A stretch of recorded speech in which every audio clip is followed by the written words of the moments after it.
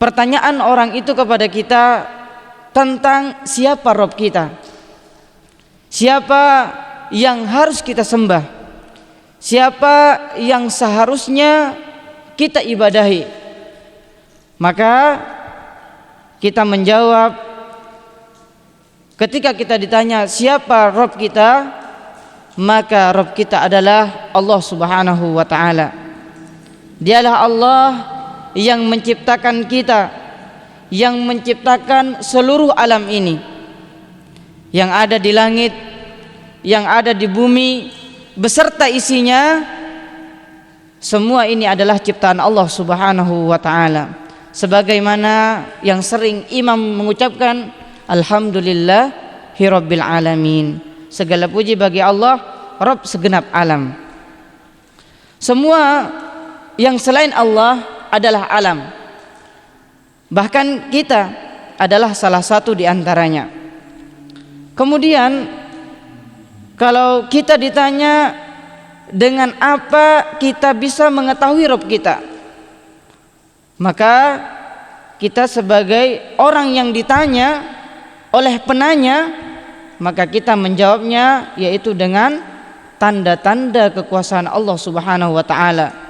Makhluk-makhluknya, diantaranya tanda-tanda kekuasaan Allah lagi adanya malam, adanya siang, adanya matahari, adanya bulan, adanya bintang.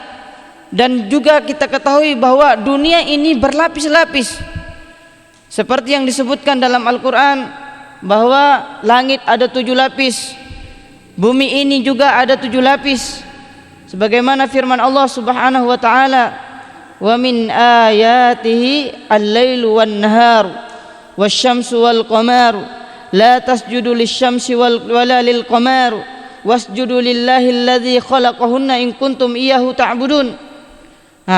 Di antara tanda-tanda kekuasaan Allah Subhanahu wa ta'ala yang kita sebutkan sebelumnya, Allah Subhanahu wa ta'ala menciptakan bulan, matahari, kemudian langitnya beserta isinya. Maka jangan sekali-kali kita meminta kepada selain Allah Subhanahu wa ta'ala. Inna rabbukumullahu alladzi khalaqas samawati wal ardh fi sittati ayyam summa istawa 'alal 'arsy. Ini tentang Allah Subhanahu wa ta'ala menciptakan langit ini 7 lapis dan menciptakan bumi ini 7 lapis. Ini ayat yang Allah Subhanahu wa ta'ala sebutkan, sesungguhnya Rabb kalian adalah Allah yang telah menciptakan langit dan bumi dalam tempo 6 masa. Dia lantas bersemayam di atas arsy-Nya. Dia menutupkan malam kepada siang yang mengikuti dengan cepat.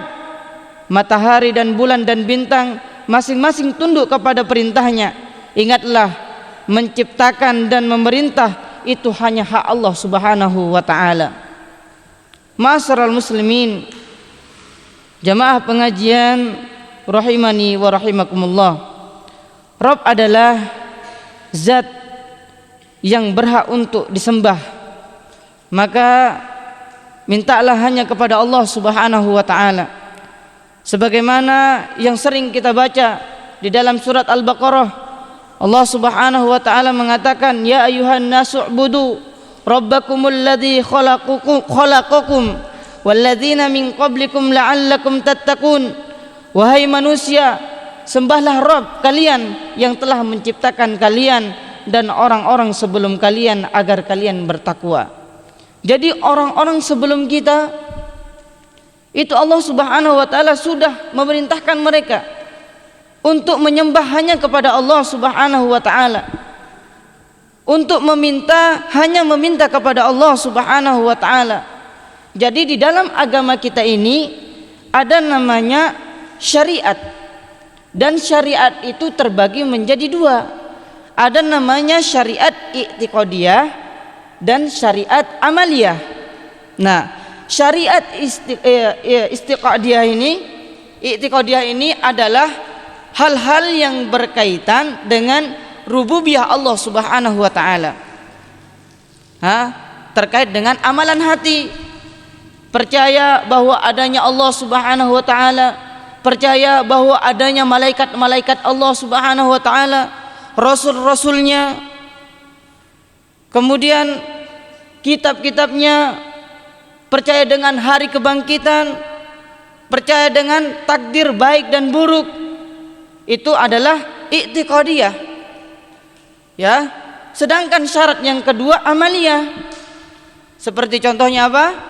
Salat, puasa, zakat, naik haji bagi yang mampu. Maka ketika seseorang akidahnya bagus, manhajnya bagus, maka seluruh amalan yang dia lakukan akan diterima di sisi Allah Subhanahu wa taala. Maka amalan amaliyah seperti puasa, seperti salat, ketika ingin melihat baik buruknya, maka dilihat dari i'tiqadiyahnya. Karena i'tiqadiyah ini adalah salah satu amalan hati.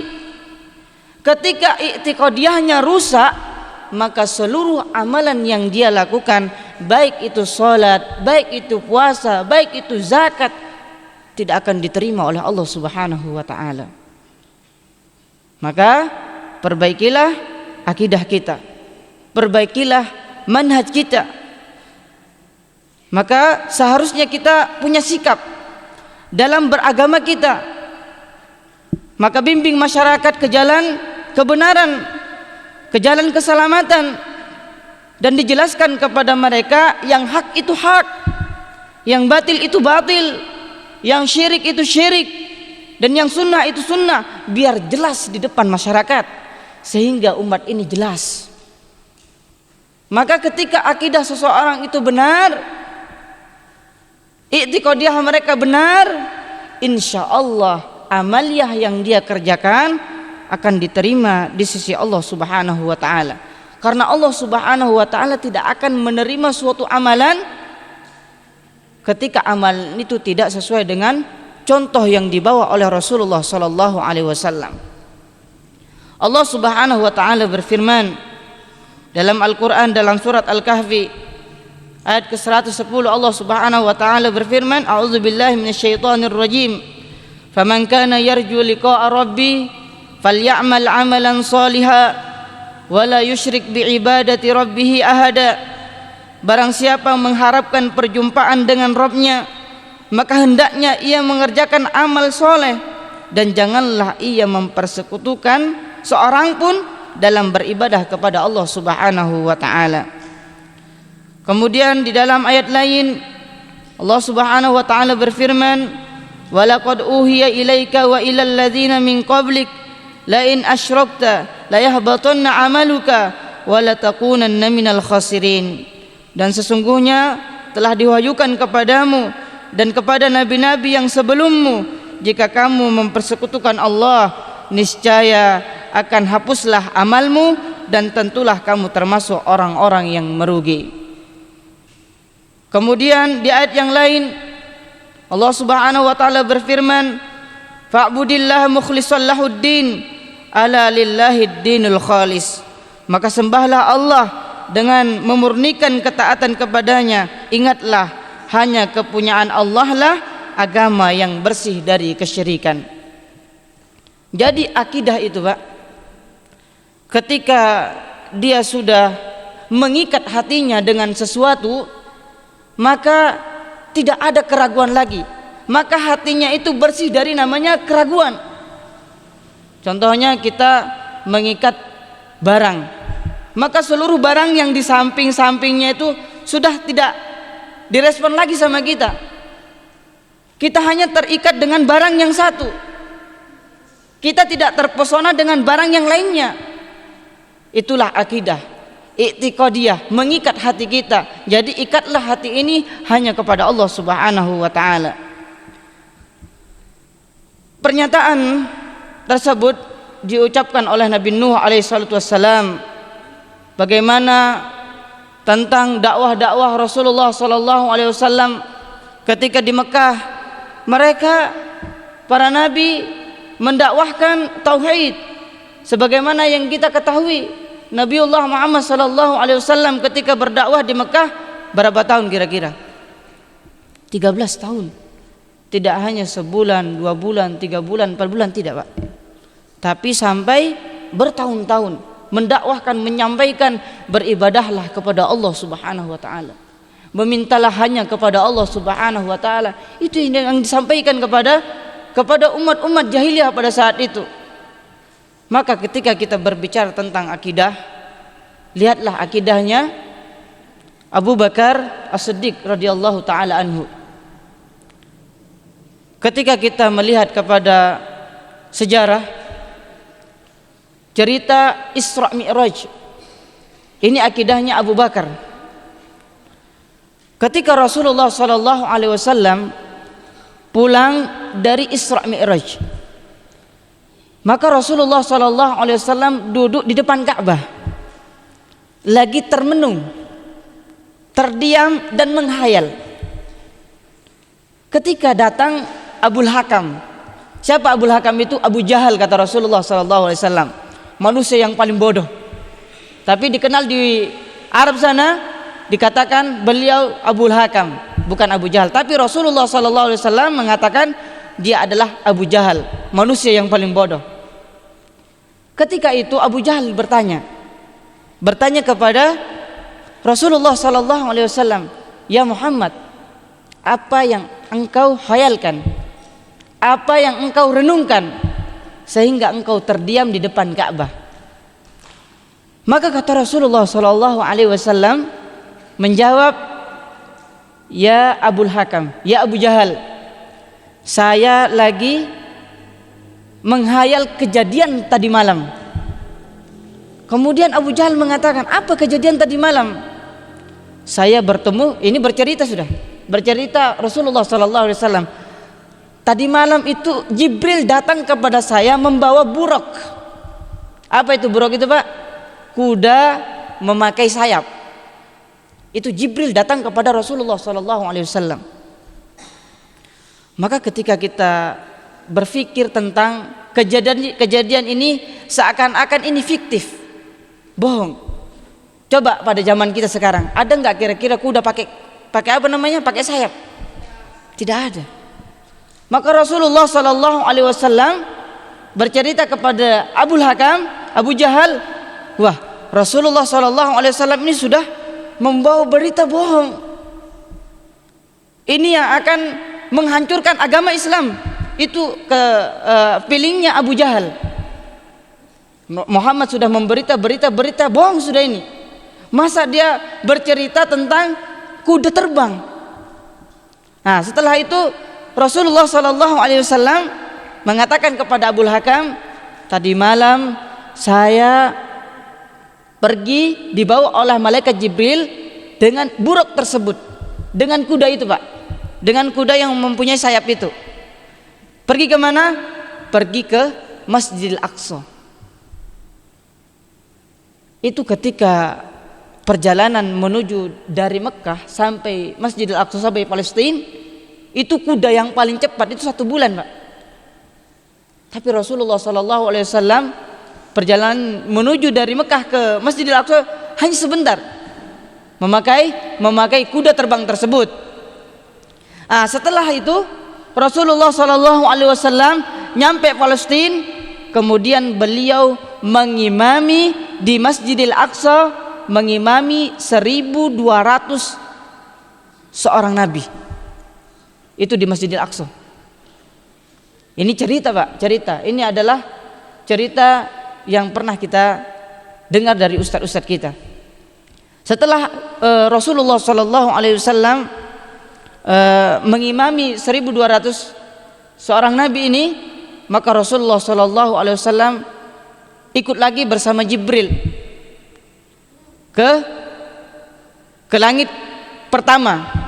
Di langit pertama bertemu dengan ini, di langit kedua bertemu dengan ini, langit ketiga sampai ke Sidratul Muntaha.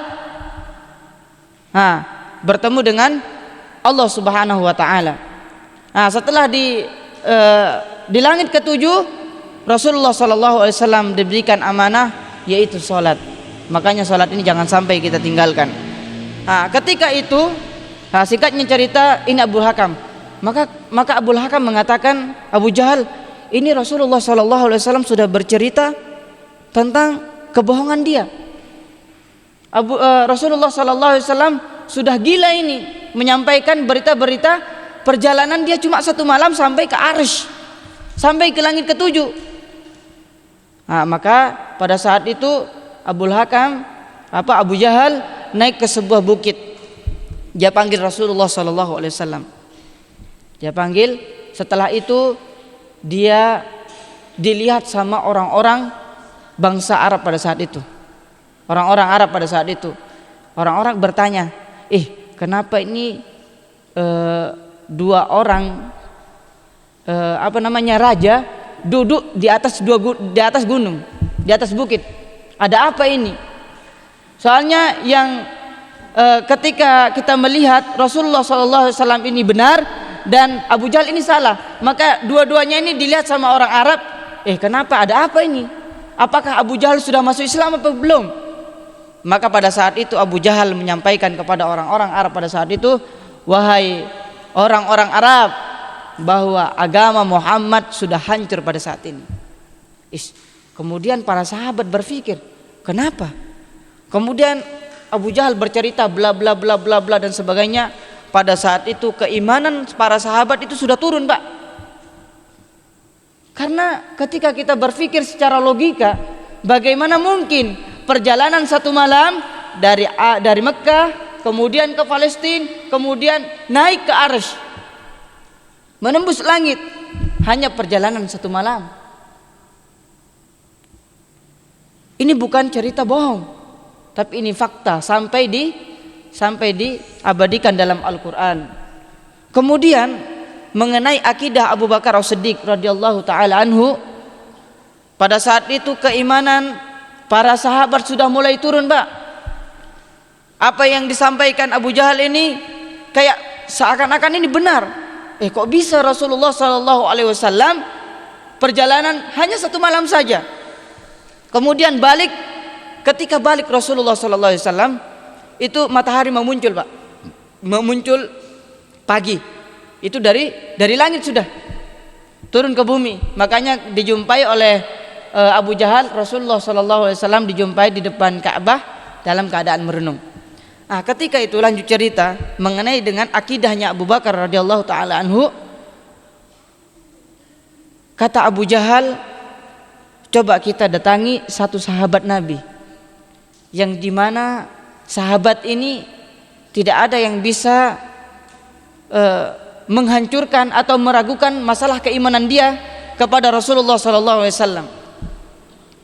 Maka pada saat itu datanglah Abu Jahal kepada Abu Bakar radhiyallahu taala anhu. Maka dia datang menemui Abu Bakar dan bercerita bla bla bla bla, bercerita Abu Bakar. Apa kata bercerita Abu Jahal ini kepada Abu Bakar. Kemudian Abu Bakar berkata, Abu Jahal, apa yang engkau sampaikan, apa yang engkau katakan, bayangkan masalah akidahnya Abu Bakar radhiyallahu taala anhu, masalah akidahnya, masalah keimanannya kepada Rasulullah sallallahu alaihi wasallam, tidak ada sedikit pun yang meragukan hatinya Abu Bakar radhiyallahu taala anhu. Walaupun sedetail mungkin dia menyampaikan Abu Jahal kepada Abu Bakar, tapi tidak akan bisa menggoyangkan hatinya atau menggoyangkan keimanannya Abu Bakar radhiyallahu taala anhu. Kata Abu Bakar radhiyallahu taala anhu, Abul Hakam, Abu Jahal, apa yang engkau katakan ketika Rasulullah sallallahu alaihi wasallam semisal, kata permisalannya, tembok ini warna putih, Rasulullah sallallahu alaihi wasallam mengatakan tembok ini warna merah, maka saya akan butakan mata saya akan katakan merah ketika Rasulullah mengatakan merah. Paham maksudnya, Pak? Ini keimanannya Abu Bakar radhiyallahu taala anhu tidak akan bisa digoyahkan. Saking percayanya kepada Rasulullah sallallahu alaihi wasallam. Saya ulangi lagi, Pak. Ketika Rasulullah sallallahu alaihi wasallam mengatakan tembok ini kan warna putih atau warna kuning ini, Pak. Rasulullah mengatakan ini merah. Tapi sebenarnya tembok ini warna putih. Kata Abu Bakar radhiyallahu taala anhu, saya akan butakan mata saya saya akan katakan apa yang dikatakan oleh Rasulullah sallallahu alaihi wasallam. Nah, ketika itu berjalannyalah Abu Bakar bersama Abu Jahal. Apa kata Rasulullah sallallahu, apa kata Abu Bakar kepada Nabi kita Muhammad sallallahu alaihi wasallam setelah berjalan berkumpulnya dengan para orang-orang yang melihat Rasulullah sallallahu alaihi wasallam di atas bukit. Dia mengatakan kepada sahabat-sahabat Nabi, Rasulullah sallallahu alaihi wasallam benar. Bayangkan itu pada saat itu. Pada saat itu orang-orang yang imannya turun bangkit lagi, Pak. Ketika Abu Bakar radhiyallahu taala anhu mengatakan Rasulullah sallallahu alaihi wasallam benar, apa yang dikatakan oleh Rasulullah benar, tasdik fima akhbar, percaya apa yang dikabarkan oleh Rasulullah sallallahu alaihi wasallam. Percayalah kalian apa yang disampaikan oleh Rasulullah sallallahu alaihi wasallam. Siapa yang mengatakan? Abu Bakar radhiyallahu taala anhu. Maka pada saat itu Rasulullah sallallahu alaihi wasallam diminta oleh Abu Bakar, "Wahai Rasulullah," kata Abu Bakar, "biar menumbuhkan keimanan sahabat-sahabat yang lain dan orang-orang yang tidak percaya kepada Anda, tolong ya Rasulullah, tolong wahai Muhammad, ceritakan tentang Palestina kepada kita. Ceritakan tentang perjalanan Anda." Kemudian Rasulullah sallallahu alaihi wasallam, "Baiklah, saya akan cerita."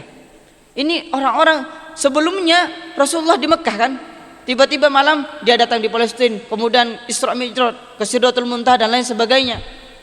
Ini ketika kita berpikir jangan logika, tidak mungkin itu akan terjadi. Tapi kata Rasulullah sallallahu alaihi wasallam, "Baiklah Abu Bakar, saya akan bercerita perjalanan saya menuju Palestina." Maka dikumpulkanlah orang-orang yang ahli Palestina pada saat itu. Orang-orang yang sering di Palestina, yang sering-sering di Masjidil Aqsa, dikumpulkan oleh Abu Jahal. Nah, pada saat itu Rasulullah sallallahu alaihi wasallam bercerita. Dan diriwayatkan dalam riwayatnya itu Rasulullah sallallahu alaihi wasallam dibukakan di depan pintu matanya itu oleh Allah Subhanahu wa taala tentang Masjidil Aqsa. Sampai warna tembok-temboknya, warna tiang-tiangnya. Pada saat itu orang-orang Palestina itu mengatakan Muhammad benar. Bayangkan itu, Pak. Orang-orang Yahudi ini, Pak. Orang-orang yang menantang Rasulullah sallallahu alaihi wasallam. Sampai disebutkan oleh Rasulullah warna temboknya. Bentengnya ada 10 semisal. Kemudian pintunya warnanya ini disebutkan oleh Rasulullah sallallahu alaihi wasallam, dan orang-orang yang menantang Rasulullah sallallahu alaihi wasallam pada saat itu mengatakan Muhammad benar. Apa yang dikatakan Muhammad benar dan benar terus.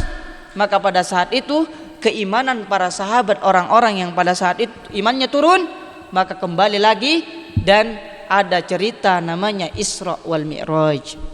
Itulah cerita tentang keimanannya sahabat Rasulullah sallallahu alaihi wasallam. Ma'asyiral muslimin wa zumratul mu'minin rahimani wa rahimakumullah. Akidah yang benar dan manhaj yang benar adalah merupakan taufikiyah berdasarkan wahyu dari Allah Subhanahu wa taala.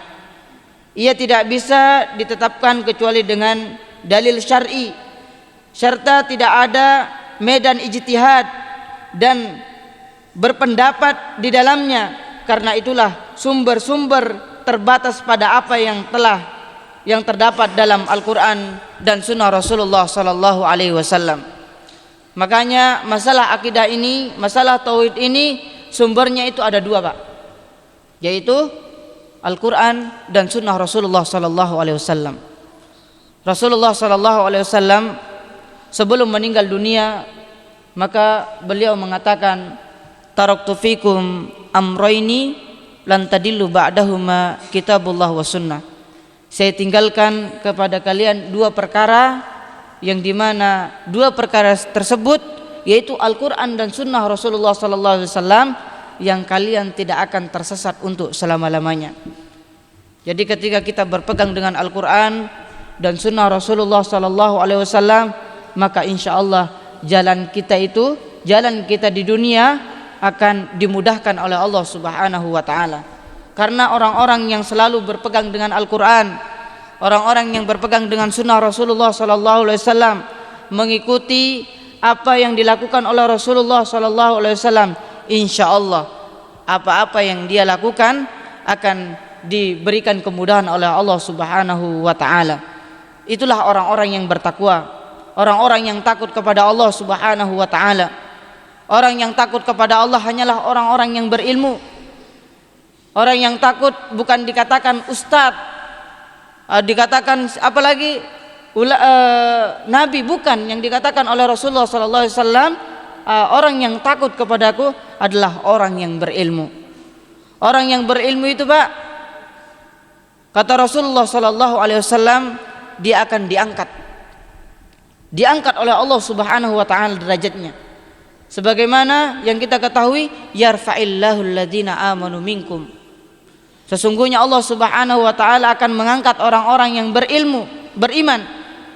Walladzina utul ilma darajat, dan orang-orang yang berilmu di antara kalian beberapa derajat. Makanya kalau kita ingin mendapatkan suatu kebahagiaan, maka harus lahir dengan ilmu.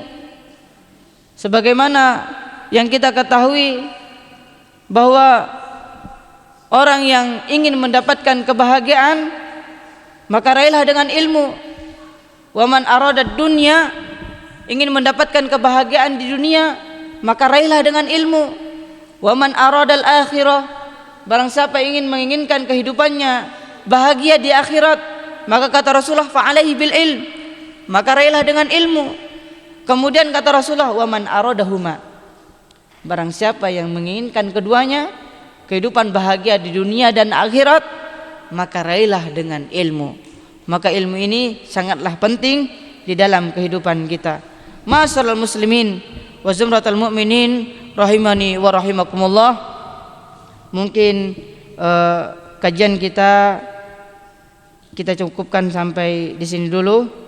Insyaallah kita lanjutkan di pekan yang akan datang mengenai tentang macam-macam ibadah yang dianjurkan oleh Rasulullah sallallahu alaihi wasallam. Semoga kita diberikan keistiqomahan untuk selalu mendekatkan diri kepada Allah Subhanahu wa taala.